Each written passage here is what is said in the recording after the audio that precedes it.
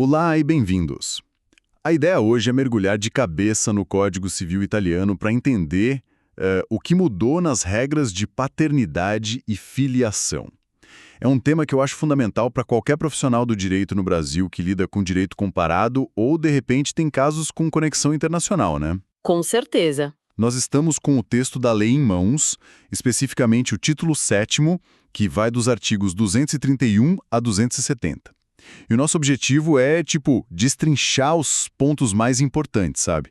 Principalmente depois daquela grande reforma de 2013 que parece que virou o jogo por lá. Exatamente. Essa reforma, o Decreto Legislativo 154 de 2013, é o nosso ponto de partida e a grande estrela, vamos dizer assim, dessa discussão. Ela fez algo que era, impensável décadas atrás.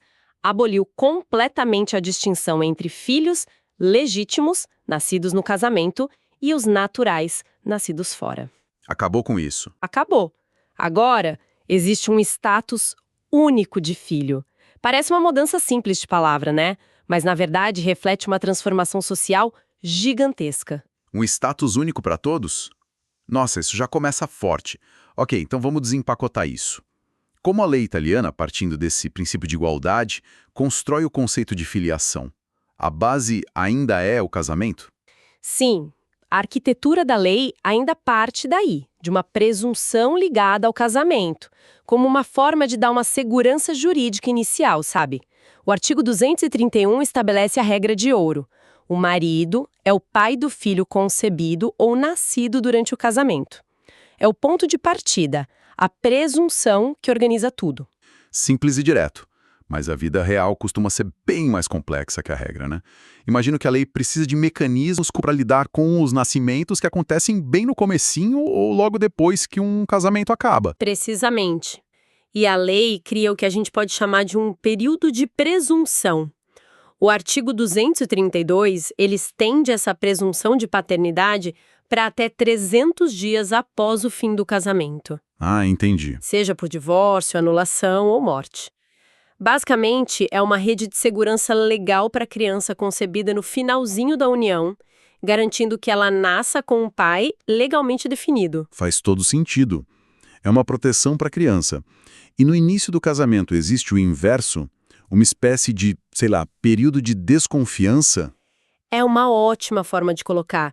O artigo 233 diz que se o filho nasce antes de 180 dias da data do casamento, essa presunção de paternidade do marido pode ser contestada. A lei não diz que ele não é o pai, mas, abre a porta para que os cônjuges ou o próprio filho questionem, reconhecendo que a concepção pode ter ocorrido antes, né? Entendi. Então temos uma presunção forte, mas que não é absoluta. Ela pode ser relativizada tanto no começo quanto no fim. Exato. Ela é o que a gente chama de presunção juris tantum. Ou seja, admite prova em contrário. E o que é fascinante aqui é o equilíbrio que a lei busca. De um lado, a estabilidade e a segurança da presunção. Do outro, a porta aberta para a verdade biológica. Sim. O artigo 234 é a prova disso. Ele permite que se prove que um filho nascido depois dos 300 dias foi de fato concebido durante o casamento. A lei não quer que uma formalidade de prazo impeça a realidade. Ok. O sistema de presunções está claro. Mas é quando essa presunção falha, ou é questionada, que o direito de família realmente mostra a sua cara, né? Como essa estrutura toda pode ser derrubada? É aqui que a gente entra no campo de batalha jurídico, com a chamada ação de desconhecimento da paternidade, prevista no artigo 243 bis. As pessoas que podem entrar com essa ação são três: o marido, a mãe e, o mais importante, o próprio filho. O próprio filho. Isso já mostra o foco da lei. E o artigo traz uma proteção interessante, certo? Ele diz que a simples declaração da mãe não é suficiente para excluir a paternidade. Isso é crucial. É uma salvaguarda contra, decisões impulsivas ou motivadas por conflitos do casal. A lei está dizendo, olha, o vínculo de paternidade é sério demais para ser desfeito só pela palavra de uma pessoa, mesmo que seja a mãe.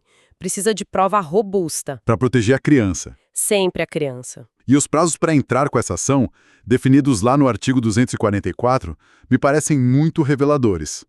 Eles não são iguais para todo mundo, são, e de forma alguma. E as diferenças são a chave para entender a filosofia da lei. Para a mãe, o prazo é extremamente curto, 6 meses, contados do nascimento do filho. Só 6 meses? Nossa, parece um prazo curtíssimo. Especialmente se a gente pensar no puerpério, em toda a complexidade emocional do período. Por que tão rápido para a mãe? A lógica do legislador parece ser a de que a mãe tem conhecimento imediato da situação, né? Então ela deve agir rápido para não deixar a criança num estado de incerteza. Para o marido, o prazo é maior, 1 ano. Mas o início da contagem desse ano depende da situação dele. Como assim? Se ele estava presente no nascimento, conta do nascimento. Se estava viajando, conta do dia em que ele voltou. Se ele nem sabia do nascimento, o prazo só começa quando ele descobre. Mas o ponto que realmente me chamou a atenção, o verdadeiro soco na mesa, está no final do artigo, quando fala do filho. Sim, para o filho, a ação de desconhecimento da paternidade é imprescritível. Não tem prazo. Não tem prazo. E aqui a gente vê a filosofia por trás da lei de forma muito, muito clara. Totalmente? Para os pais, a paternidade tem consequências práticas, imediatas, pensão, herança. Por isso os prazos curtos, para definir logo a situação.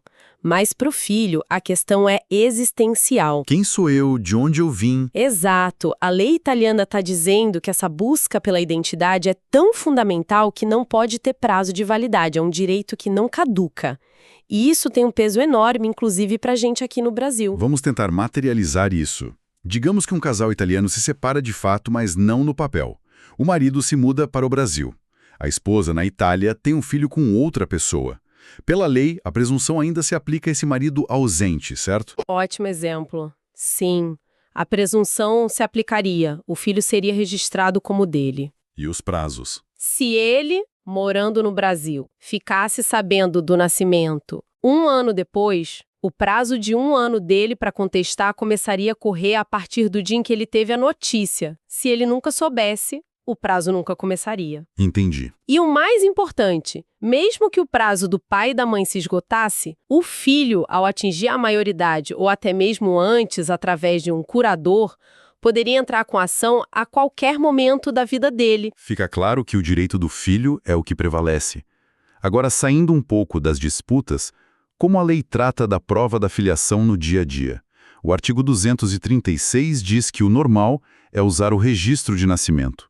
Mas ele abre uma porta para algo que me parece muito conectado com a nossa realidade brasileira.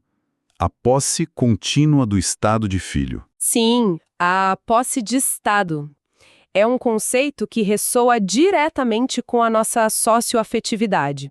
É a lei reconhecendo que, às vezes, a vida cria laços de filiação tão fortes quanto os de sangue.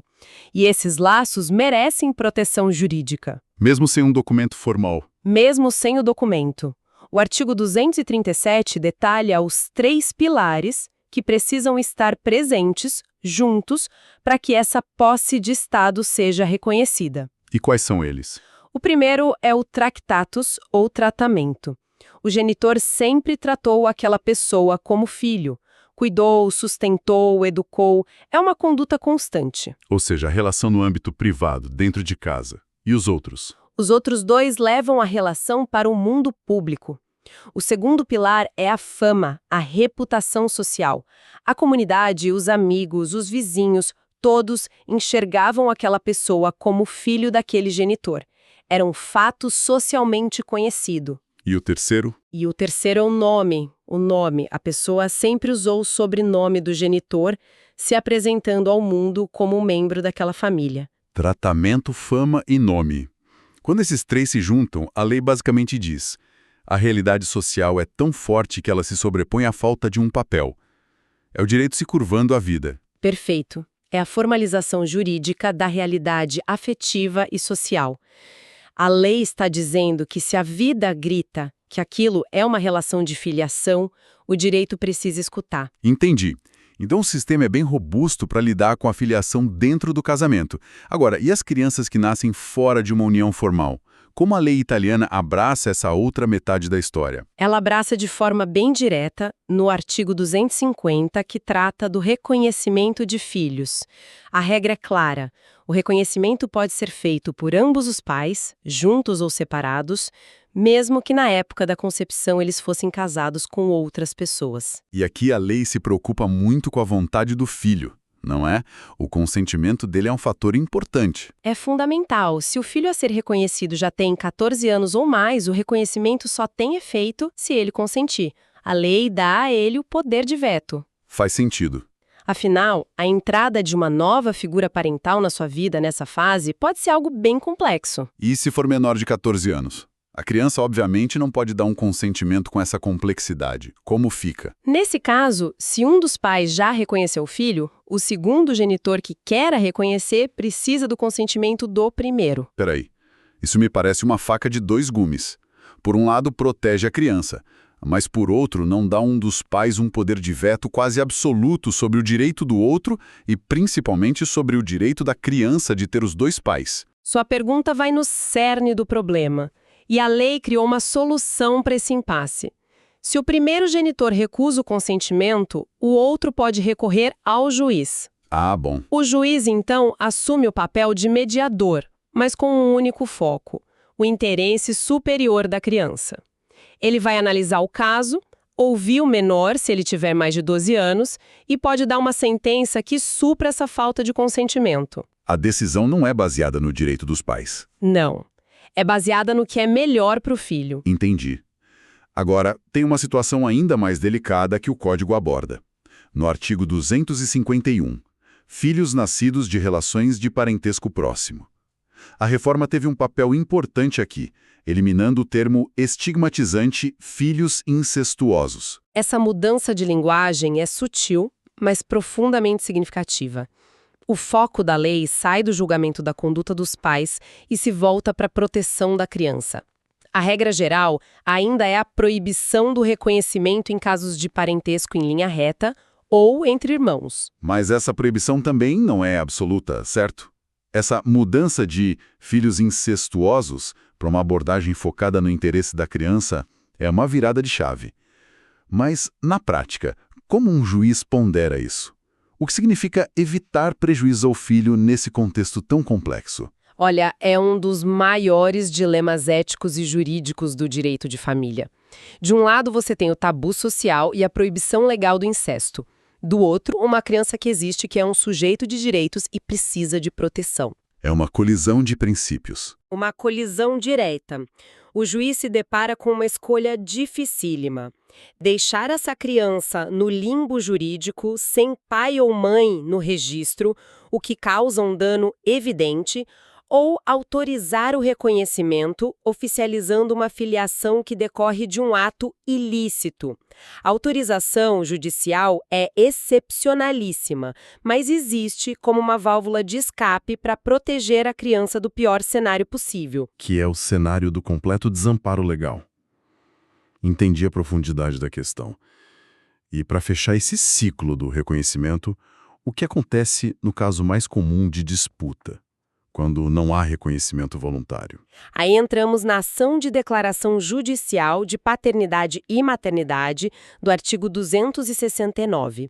O artigo é bem moderno na sua abordagem de provas. Ele diz que a prova pode ser feita por todos os meios.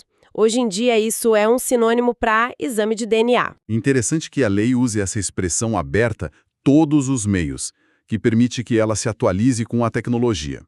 Mas, ao mesmo tempo, ela mantém umas ressalvas que parecem mais antigas, não? Ela diz que só a declaração da mãe ou a prova de que houve relações não são suficientes. Isso não é um pouco contraditório com a força que um DNA tem hoje? É uma ótima observação. Essas ressalvas são, de fato, um resquício de uma época pré-DNA, quando a prova da paternidade era um quebra-cabeça, sabe? Claro. O legislador de 2013 as manteve, talvez por uma cautela excessiva, mas na prática forense atual, um exame de DNA com resultado positivo é uma prova praticamente definitiva. Essas cautelas hoje servem mais para situações onde o DNA não é possível, forçando a construção de um conjunto de provas mais robusto. E para amarrar todas as pontas, a lei volta ao seu princípio mais importante no artigo 270, ao falar de quem pode entrar com essa ação. Exatamente. O artigo diz que a ação para declarar paternidade ou maternidade pertence ao filho. E, mais uma vez, a frase que é a espinha dorsal de todo esse sistema aparece. A ação é imprescritível em relação ao filho. Ou seja, não importa se a pessoa descobre sua possível origem aos 20, 40 ou 70 anos, a porta da justiça sempre vai estar aberta para ela buscar essa verdade. Sempre. Essa imprescritibilidade que a gente viu tanto na ação para desconstituir uma paternidade quanto na ação para estabelecê-la é a garantia máxima do sistema. É a afirmação de que o direito à identidade pessoal, o direito de saber de onde se veio, prevalece sobre a conveniência, sobre a inércia, sobre o tempo. Sobretudo. Resumindo então nossa análise, o Código Civil italiano, depois da reforma de 2013, montou um sistema de filiação que é, ao mesmo tempo, moderno e protetivo. Ele se baseia na igualdade total entre os filhos, parte de uma presunção ligada ao casamento para dar segurança, mas cria mecanismos muito claros para que a verdade, seja ela biológica ou socioafetiva, possa sempre vir à tona. Exato. E no centro de tudo, como um sol, está o direito imprescritível do filho de conhecer suas origens. E como pensamento final fica uma reflexão. A lei italiana fez esse avanço notável de unificar o status de filho. Ao mesmo tempo, ao dar tanto valor à posse de Estado, ela reafirma que ser pai e ser filho é algo que transcende a biologia. Isso levanta uma questão fundamental para o direito de família hoje, não só na Itália, mas aqui no Brasil e no mundo. Qual seria? Em uma era de testes de DNA baratos e acessíveis, como a verdade socioafetiva, construída pelo afeto, e a verdade biológica, revelada por um exame, devem ser ponderadas quando elas entram em conflito direito. O que de fato constitui uma família? Uma pergunta fundamental para se refletir. Agradecemos muito a companhia nesta análise. Se este conteúdo foi útil para seus estudos ou sua prática profissional, considere se inscrever e ativar o sininho para receber as notificações e acompanhar nossas futuras explorações. Até a próxima!